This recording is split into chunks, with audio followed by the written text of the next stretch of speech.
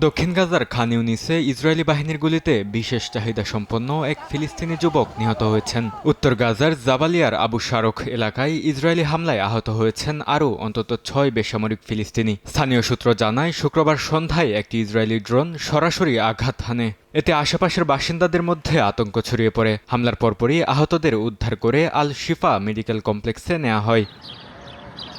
গাজায় চিকিৎসা খাতে ভয়াবহ সংকটের চিত্র তুলে ধরেছে আন্তর্জাতিক মানবাধিকার চিকিৎসা সংস্থা MSF। তারা জানায়, ২০২৬ সালের জানুয়ারির শুরু থেকে গাজায় কোনো চিকিৎসা সরঞ্জাম প্রবেশ করাতে পারেনি তারা। ইসরায়েলি বাধায় সীমান্তে আটকে আছে খাদ্য ও ঔষধবাহী ট্রাক। ফলে হাসপাতালগুলোতে দেখা দিয়েছে মারাত্মক সংকট।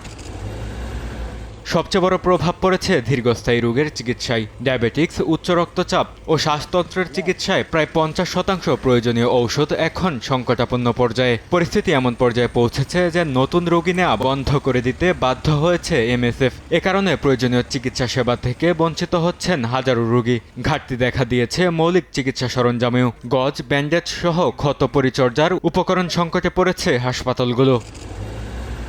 চিকিৎসকরা বলছেন, সীমিত সম্পদ দিয়ে সর্বোচ্চ চেষ্টা চালালেও দীর্ঘ সময় সেবা চালিয়ে যাওয়া সম্ভব নয়। অবরোধ অব্যাহত থাকলে প্রয়োজনীয় চিকিৎসা সংকটে মৃত্যু ঝুঁকি আরও বাড়বে। গাজায় জরুরি ভিত্তিতে চিকিৎসা সরঞ্জাম প্রবেশ নিশ্চিত করার আহ্বান জানিয়েছে সংস্থাটি।